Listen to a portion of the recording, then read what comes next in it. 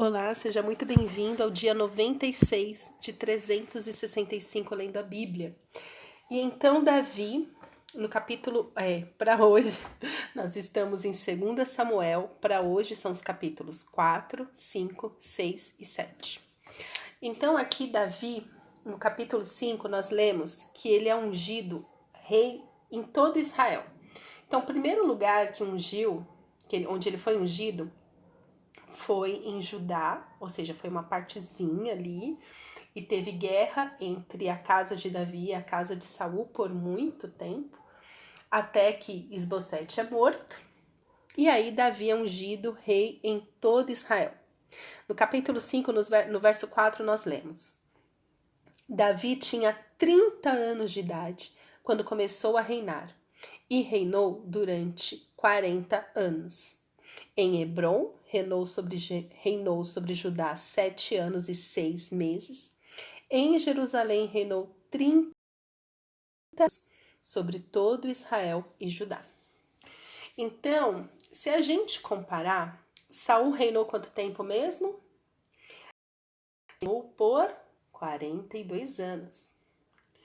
Se Davi tinha 30 anos quando começou a reinar, significa o quê, gente? Vamos fazer contas. Se Davi começou a reinar com 30, mas Saul reinou por 42 anos, significa que com 12 anos de reinado de Saul, Davi estava nascendo.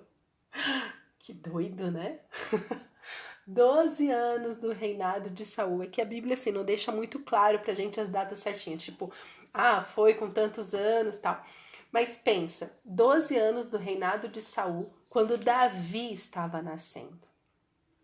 Davi deve ter sido ungido rei ali entre seus 15 e 18 anos, né? E aí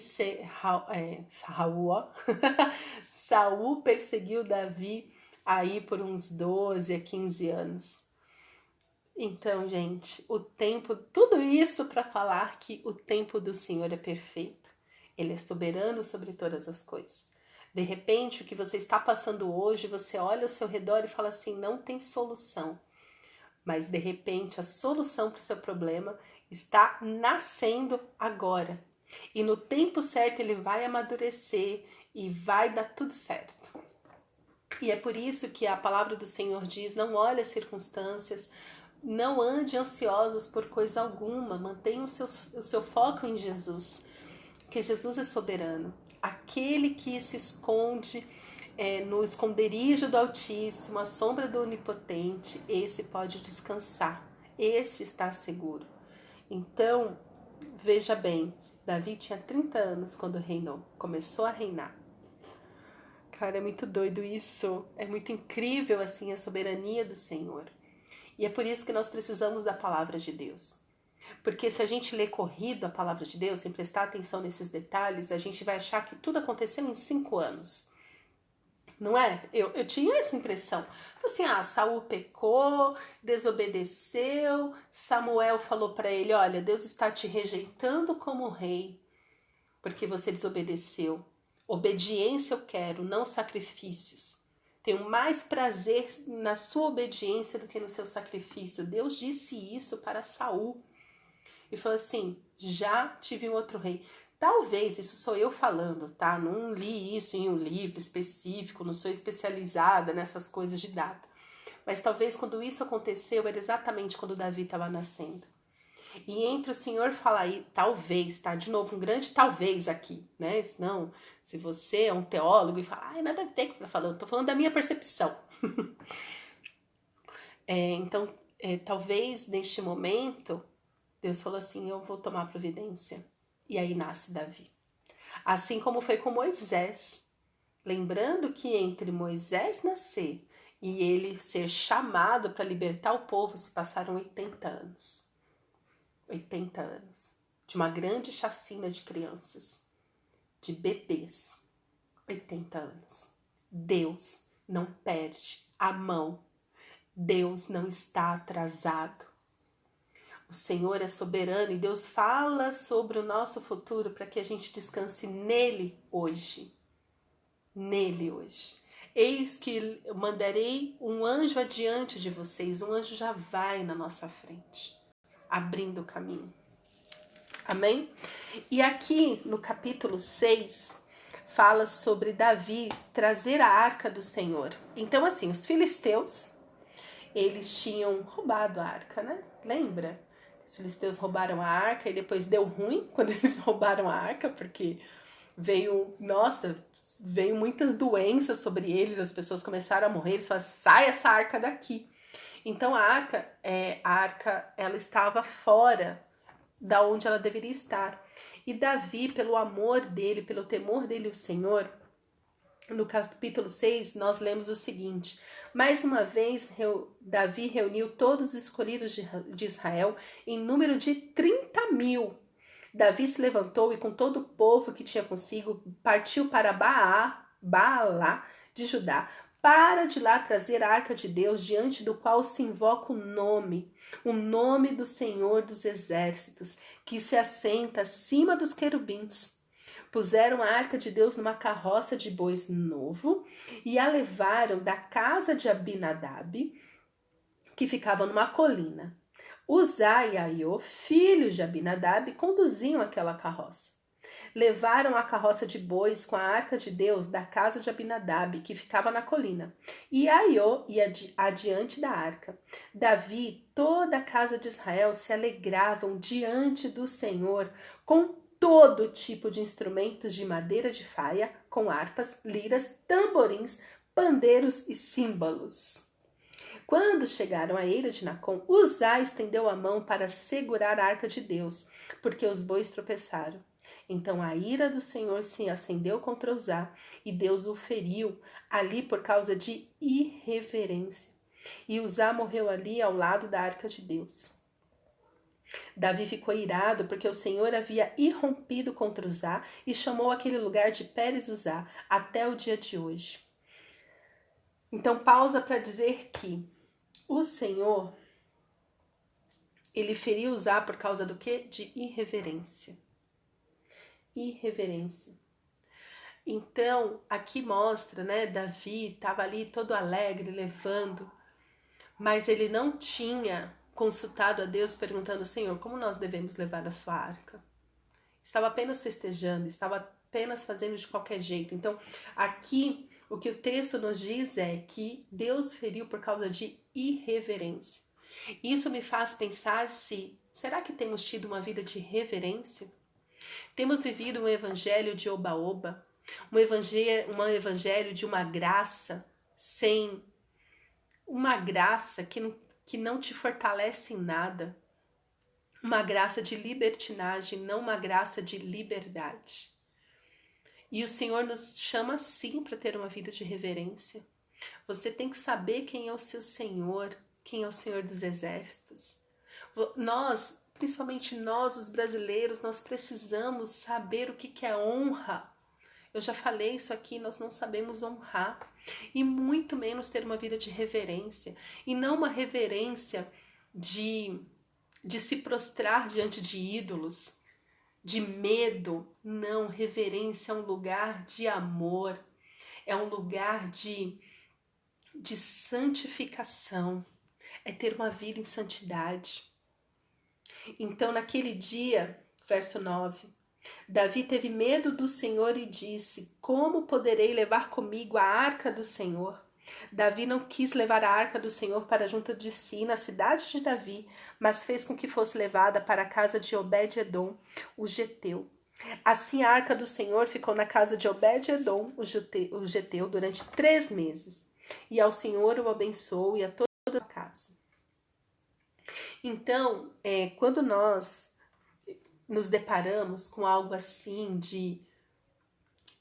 que o Senhor, né, fere e a gente não sabe o que está acontecendo exatamente, devemos fazer como Davi. Davi não desistiu de trazer a arca. Ele não desistiu. Muitas pessoas abandonam a igreja por muito menos. Qualquer coisinha de, eu não sei se esse Deus é o Deus para mim. Jesus não olha para mim. Jesus não vai com a minha cara. Eu sei que Jesus me ama, mas Jesus não faz milagres na minha vida. Não. Nós não devemos nos conformar de não estar 100% no Senhor. Não devemos nos conformar. Aquele lugar ali, ainda ali na casa de Obed-edom, ainda não era o lugar para ficar a arca de Deus. No verso 12 nós lemos: avisaram o rei Davi dizendo: o Senhor abençoou a casa de Obed-edom e tudo que ele tem, por causa da arca de Deus. Então Davi foi e com alegria trouxe a arca de Deus, da arca de Obed-edom, à cidade de Davi. Davi não desistiu de trazer a arca. E nós nunca devemos desistir de amar o Senhor, de estar com o Senhor, de nos render ao Senhor. Se alguma coisa na nossa vida saiu do trilho, se alguma coisa não deu certo, devemos buscar mais ainda a Deus. Devemos mais do que nunca falar: Senhor, me mostra como eu posso ter mais de Ti. Neste caso aqui é a arca, mas hoje nós somos templo do Espírito Santo. Senhor, me mostra como podemos Te amar mais, Senhor. Como podemos ter mais da Tua palavra, ter mais da Tua presença, ter mais do Teu amor. Porque quanto mais pedimos, mais buscamos, mais o Senhor derrama. Porque Ele é o que? Abundante, infinito, eterno, misericordioso. Então Davi lá, depois desse tempo de 3 meses que ele ficou calculando como trazer a arca, ele foi com alegria, ele não foi com birra, falando: ai Deus, ai tá vendo, o Senhor só abençoa os outros. Eu querendo trazer o Senhor para perto de mim, mas o Senhor não quer vir. Não, ele foi com alegria. Verso 13. Quando os que levavam a arca do Senhor tinham dado 6 passos, Davi sacrificava um boi e um animal gordo. Então ele falou assim: não, eu vou sacrificar, eu vou fazer isso, eu vou fazer esse ritual, porque assim, gente, era muito pecado, esse povo tinha pecado muito. Não dava para trazer a arca de qualquer jeito, precisava sacrificar, precisava purificar o caminho. E hoje nós temos Jesus que purifica esse caminho, o sacrifício completo da cruz do Calvário. E nós podemos fazer como Davi fez no verso 14. Davi dançava com todas as suas forças diante do Senhor. Ele estava cingido de uma estola sacerdotal de linho. Assim Davi, com todo Israel, levou a arca do Senhor com júbilo e ao som de trombetas. Que alegria é estar junto do Senhor. Eu amo esta alegria. Eu particularmente sou uma pessoa muito alegre. eu gosto de rir, eu gosto de conversar, eu gosto de cantar alto, gosto de dançar para Deus. Eu amo meu Senhor. E quando eu leio isso de Davi, isso enche meu coração de alegria. Porque eu percebo que assim, tem um sacrifício, mas tem alegria. Andar com o Senhor é andar em alegria. Por mais que as circunstâncias ao nosso redor, como temos vivido nesses dias maus, são cruéis.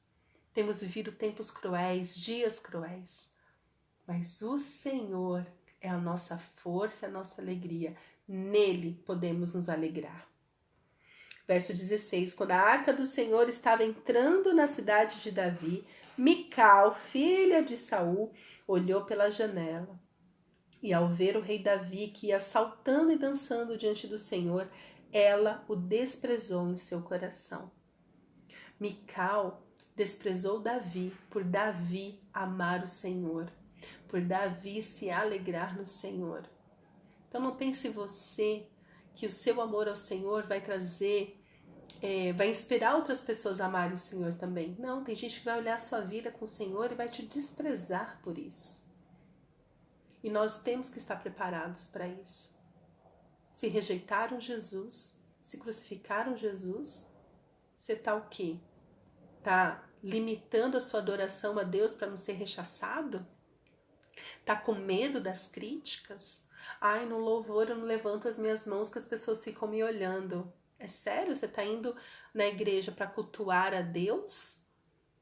Ou para ser visto pelas pessoas, para fazer bonito para as pessoas?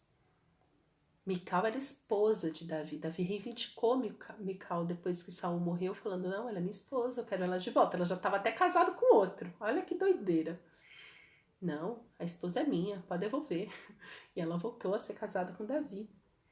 Verso 17, levaram a arca do Senhor e a puseram no seu lugar, no meio da tenda que Davi tinha preparado para ela. Então Davi trouxe holocaustos e ofertas pacíficas diante do Senhor.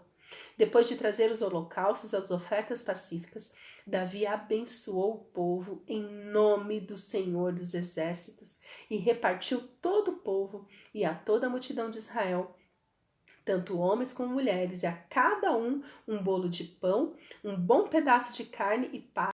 Então todo o povo se retirou, cada um para a sua casa. Amém. Amém.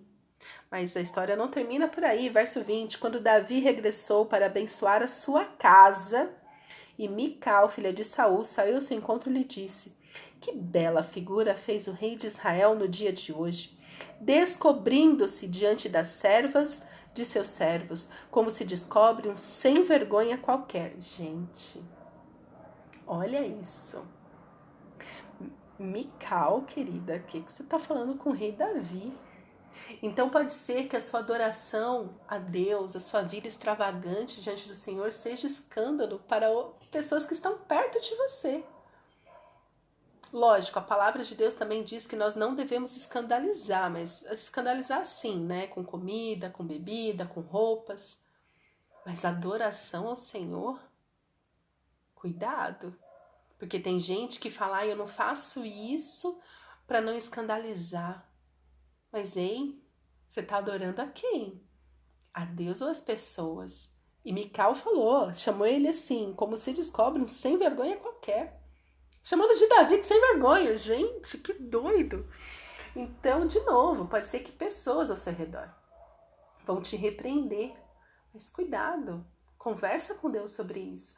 Eu, por eu ter essa minha personalidade muito extravagante, tem coisas que eu falo, Senhor, eu tô envergonhando o seu nome. Porque Deus me livre de envergonhar o nome do Senhor, escandalizar o nome do Senhor. Mas enquanto o Senhor não me para na adoração, na alegria que eu tenho nele, porque eu sou dessas pessoas que eu sou bem positiva, eu sempre acredito que Jesus vai fazer um milagre. Qualquer coisa que você fale para mim, eu falo, olha, Jesus pode resolver isso. Jesus é a resposta para essa oração. E isso é escândalo para alguns, porque ainda tem pessoas que falam assim para mim, ai, mas tem que fazer cirurgia, né? Ai, mas tem que ir no médico, né? Ah, mas tem que... Eu falo, não, Jesus resolve qualquer coisa. Ah, mas tem que... Não, Jesus resolve. Jesus resolve tudo. Mas enfim, continuando. Verso 21. Mas Davi disse a Mical, eu fiz isso diante do Senhor que me escolheu em lugar de seu pai e de toda a casa dele, ordenando que eu fosse príncipe sobre o povo de Israel. Detalhe, príncipe porque somente Deus é rei. Sobre Israel. Foi diante do Senhor que eu me alegrei e me farei ainda mais desprezível e me humilharei aos meus próprios olhos. Quanto às servas de quem você falou, serei honrado por elas. Será que você teria essa coragem de falar que nem Davi? E me farei ainda mais desprezível e me humilharei aos meus próprios olhos. É nisso aqui que a palavra de Deus diz, aqueles que se humilham são exaltados. Aqueles que se humilham. Aqueles que têm um coração quebrantado diante de Deus é que são exaltados. Verso 23. Mical, filha de Saul, não teve filhos até o dia da sua morte. Não falou que ela era estéril. Não falou que Mical era estéril, mas falou que ela não teve filhos. Ou seja, gente, vamos focar em amar a Deus sobre todas as coisas e falar como Davi. Me humilharei ainda mais, me tornarei ainda mais desprezível aos meus próprios olhos. Mas diante do Senhor, do meu Deus, eu sempre me alegrarei. Sempre, sempre prestarei louvores. Sempre exaltarei o nome do Senhor. Sempre me alegrarei nele, o Deus da minha salvação. Amém? Pai, obrigada pela tua palavra. Nos alegramos em ti, Senhor, porque sabemos que do Senhor vem tudo de bom que temos. Tudo que há de bom em nós vem de Ti. Nos ajuda, Senhor, a ter essa vida rendida aos Teus pés como Davi tinha. Nos leva, Senhor, até este lugar de adoração extravagante. Uma adoração, Senhor. Uma adoração verdadeira, genuína. Uma adoração que realmente se alegra de estar na Tua presença. É o que eu te peço, Pai. Em nome de Jesus. Amém.